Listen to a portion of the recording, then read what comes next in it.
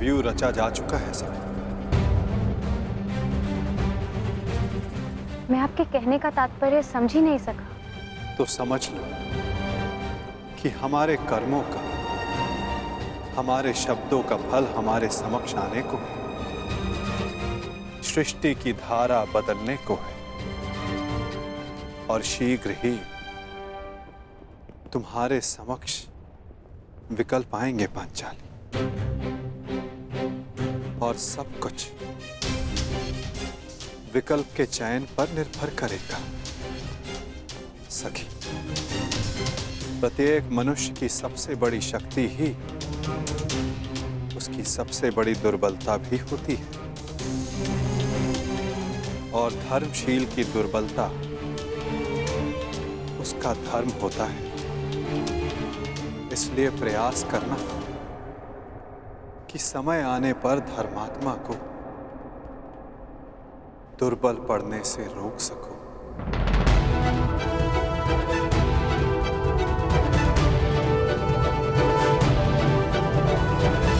शकुनी और पुत्र दुर्योधन ने जिस प्रकार इंद्रप्रस्थ का वर्णन किया है, छाती फूल जाती है कि मेरे अनुज पांडु के पुत्रों ने इतने कम समय में इतनी उन्नति की है। एक ही समय में कुरु वंश के 2 सम्राट पूरे भारतवर्ष में राज करेंगे। ये सोचकर मन गर्व से भर उठता है।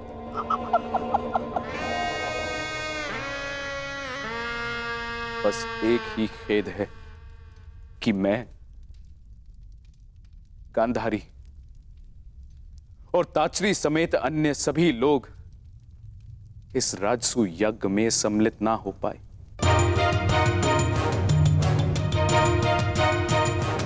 इसलिए मैंने निर्णय लिया है कि सभी पांडु पुत्रों को हस्तिनापुर में बुलाकर उनका सम्मान किया जाए।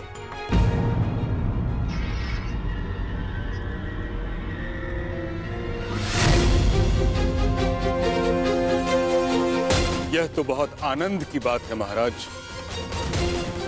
तो ठीक है महाराज, मेरा प्रिय दुशासन आज ही जाकर हस्तिनापुर से पांडवों को निमंत्रण दे आएगा और फिर यहाँ उनका सम्मान समारोह होगा और फिर 2-2 हाथ पांसों के।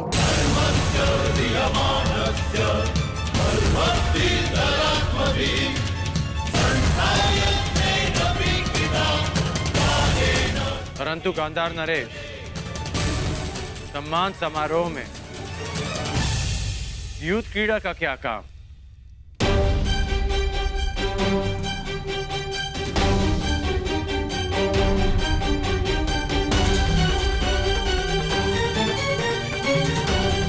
इस मंगलमय अवसर पर युद्ध क्रीड़ा जैसा धर्मी खेल क्यों? अंगराज बने अब समय ही कितना हुआ है महाबली कर्ण।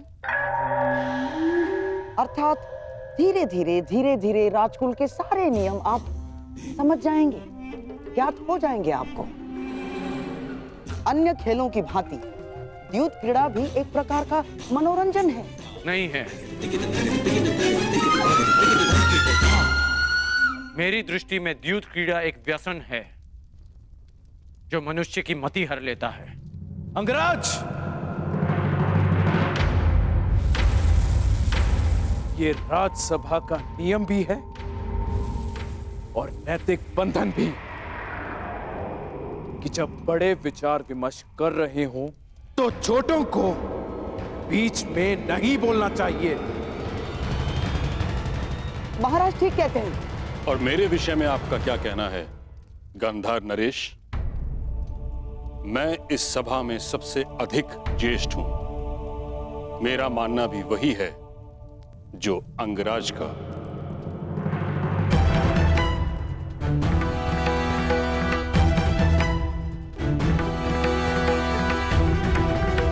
कि युद्ध क्रीड़ा अधर्म है। महामहिम, ये क्रीड़ा तो केवल मेरे पुत्रों में प्रेम बढ़ाने के लिए है। द्यूत से अगर कुछ बढ़ा है तो बैर और शत्रुता, प्रेम नहीं। द्यूत से कभी किसी का भला नहीं हुआ।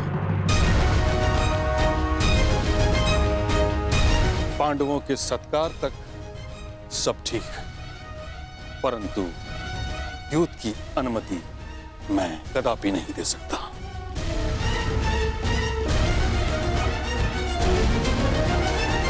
परंतु महामहिम, अतिथि का स्वागत और मनोरंजन उनकी रुचि के अनुसार ही तो होना चाहिए ना। अब महाबली भीम के लिए स्वादिष्ट भोजन की व्यवस्था होगी, देवी पांचाली के लिए वस्त्र आभूषण होंगे, नकुल और सहदेव के लिए आखेट और अश्वारोहण होगा, अर्जुन के लिए संगीत, परंतु धर्मराज के लिए क्या?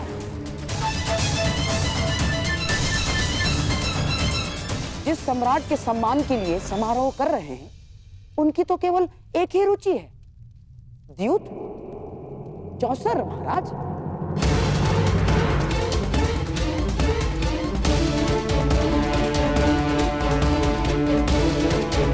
और पुत्र दुशासन स्वयं वहां जाकर पांडवों को निमंत्रण दे आएगा।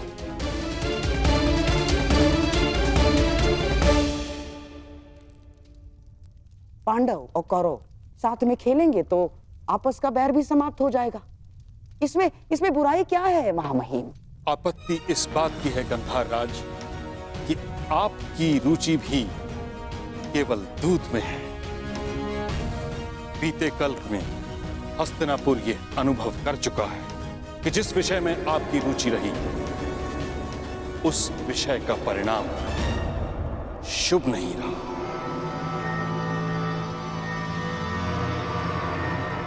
और दुशासन को दूत बनाकर भेजना मुझे एक और लक्ष्याग्रह का स्मरण करवा रहा है।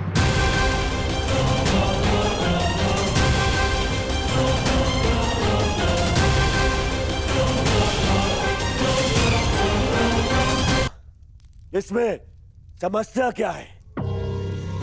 द्यूत क्रीड़ा एक सामान्य खेल ही तो है। परंतु मेरा इतना विरोध होने के पश्चात भी द्यूत क्रीड़ा का इतना समर्थन असामान्य है दुर्योधन। बुराई ये है कि शास्त्रों में दूत को अधर्म कहा गया है।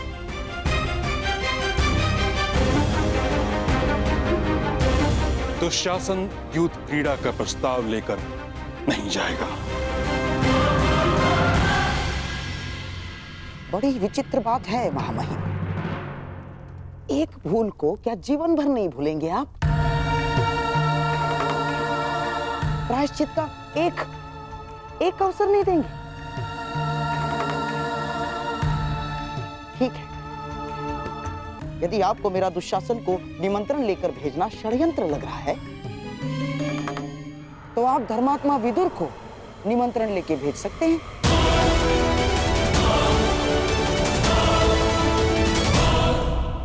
धर्मात्मा विदुर नीति अनुसार अपना कार्य करे और धर्मराज युधिष्ठिर नीति पूर्वक ही चाहे तो प्रस्ताव को स्वीकार कर ले।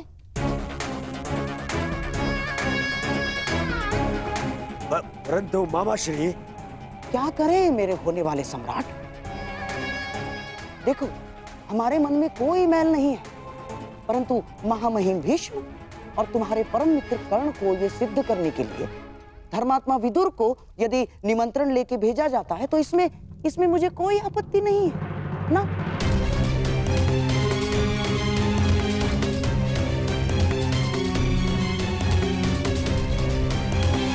तो मेरा आदेश है कि महात्मा विदुर स्वयं जाकर पांडु पुत्रों और कुलवधू द्रौपदी को हस्तिनापुर आने का निमंत्रण दे।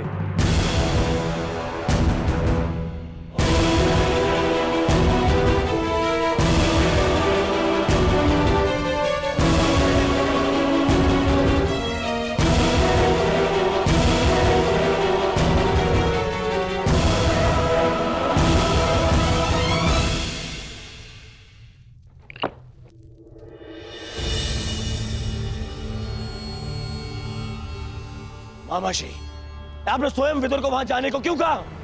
अब वो अवश्य युधिष्ठिर को द्यूत ना खेलने का सुझाव देगा। ना, महात्मा विदुर यहां से हस्तिनापुर का दूत बनकर जा रहा है और वहां धर्मराज युधिष्ठिर उसका सम्राट बनकर स्वागत करेगा।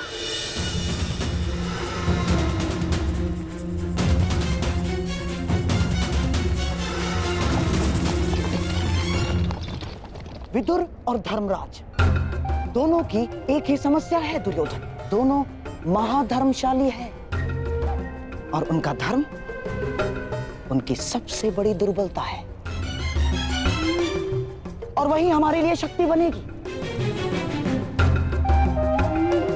जाओ दुर्योधन, तुम पांडवों के स्वागत की तैयारी करो, क्योंकि विदुर इंद्रप्रस्थ के लिए प्रस्थान कर चुका है।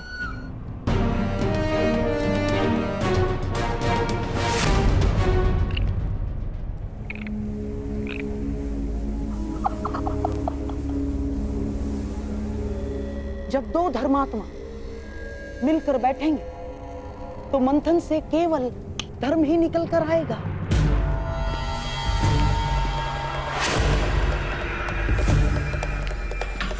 और सम्राट का धर्म उसे चौसर पर बिठाकर ही रहेगा।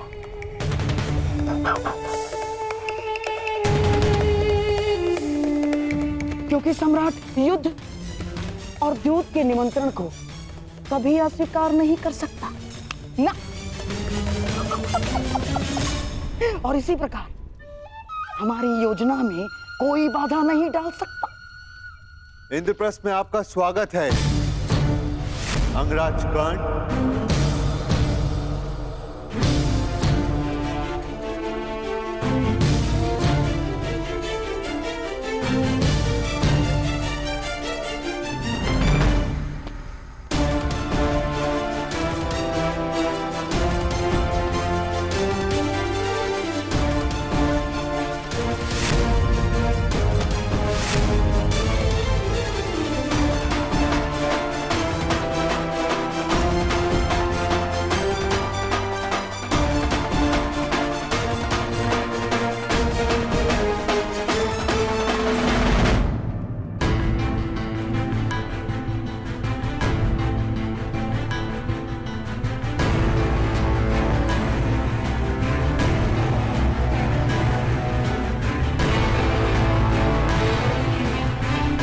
कहिए अंगराज, आपके यहाँ पधारने का उद्देश्य क्या है? मैं आपको सावधान करने आया हूं धर्मराज। शीघ्र ही हस्तिनापुर आपका आवाहन करने वाला है।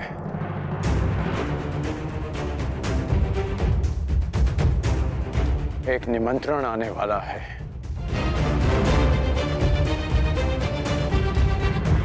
देखा भ्राताश्री, हमारी उन्नति ना देखी गई उस दुर्योधन से।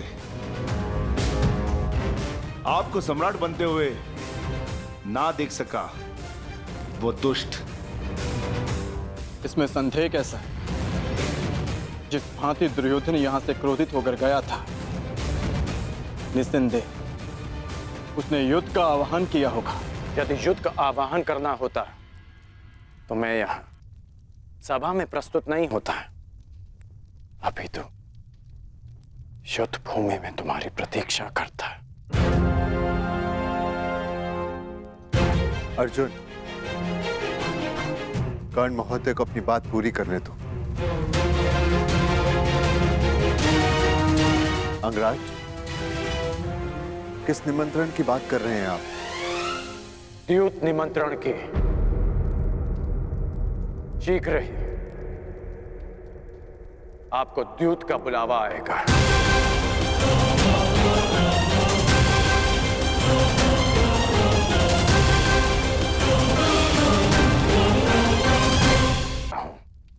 कि उस निमंत्रण को स्वीकार मत करना।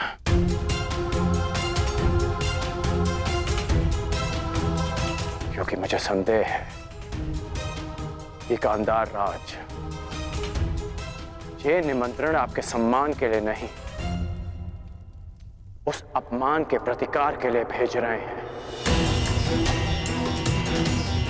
संदेह तो मुझे तुम पर हो रहा है। तुम तो हमें पराजित करना चाहते थे, फिर क्यों हमें चेतावनी देने आए हो? क्योंकि तुम्हारा शत्रु होने के साथ साथ मैं एक योद्धा भी हूं, जो तुम्हें युद्ध भूमि में पराजित करना चाहता है, युद्ध में नहीं। यदि योद्धा होने का इतना अभिमान है तो लाक्षागृह के समय कहां थे? तब हमें सावधान क्यों नहीं किया?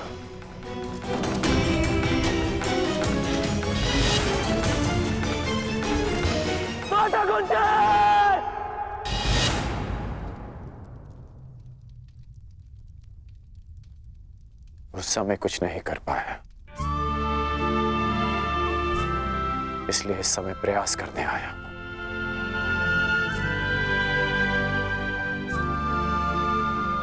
मेरा निवेदन मानिए, इस निमंत्रण को स्वीकार मत कीजिए। परंतु अंगराज, धर्म ये कहता है कि सम्राट युद्ध और द्यूत के निमंत्रण को अस्वीकार नहीं कर सकते।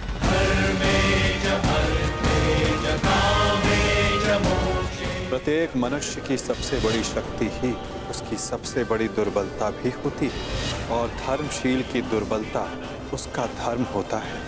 इसलिए प्रयास करना कि समय आने पर धर्मात्मा को दुर्बल पड़ने से रोक सको। मैं कुछ निवेदन करना चाहती हूँ सम्राट। आपकी सबसे बड़ी शक्ति आपका धर्म है, परंतु इसे अपनी सबसे बड़ी दुर्बलता मत बनने दीजिए। अंगराज ने ठीक कहा, कोई भी जुआ उसमें अधर्म का वास होता है। आप मत जाइए। ठहरो पांचाली।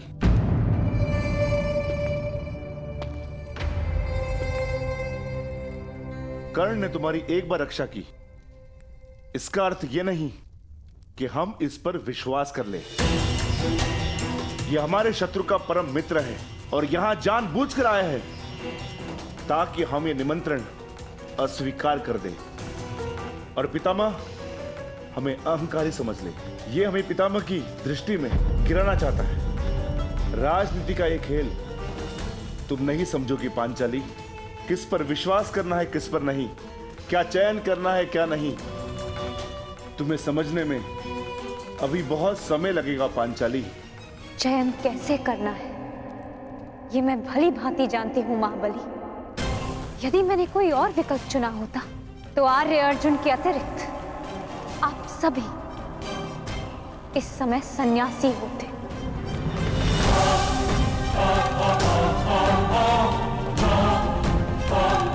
और उससे भी पूर्व यदि मैंने अपने चयन में थोड़ा सा भी परिवर्तन किया होता तो आर्य अर्जुन भी स्वयंवर में मेरा वरण ना कर पाते। मनुष्यों की परख मुझे भी, मित्र और शत्रुओं की भी। मैं मानती हूं कि अंगराज आपके शत्रु पक्ष से है, परंतु इस समय वो हमारे भले की बात कर रहे हैं और मैं उनके मत का समर्थन करती हूँ। पांचाली! अनुज भीम, तुम्हें पांचाली से इस भांति बात नहीं करनी चाहिए। पांचाली को अपना मत प्रस्तुत करने का पूरा अधिकार है, परंतु पांचाली, भीम का मत भी उचित है। यदि हम हस्तिनापुर नहीं गए तो बहुत अभिमानी दिखेंगे। आपकी इसी सोच को गांधार राज भली भांति समझते हैं, इसलिए आपको द्यूत का निमंत्रण भेज रहे हैं। परंतु अंगराज का कथन उचित है धर्मराज।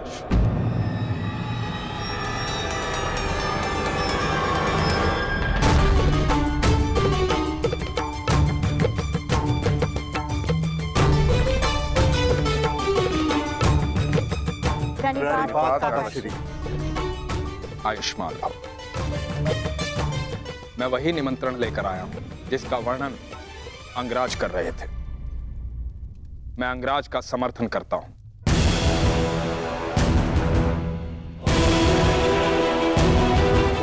मुझे भी इसमें षड्यंत्र दिखाई देता है। जो लाक्षागृह में तुम सबको भाभी कुंती समेत भस्म करना चाह सकता है, वो कुछ भी कर सकता है। हमें उनसे भय नहीं है काका श्री। उनके उत्तर के लिए हम पांचों भाई प्रस्तुत हैं। वहां पितामह होंगे, आप होंगे, आचार्य द्रोण होंगे, तो फिर वहां सबके समक्ष कोई हमारा क्या अहित कर सकता है? सर्वनाश का युद्ध करने से श्रेष्ठ है कि उससे बचा जाए।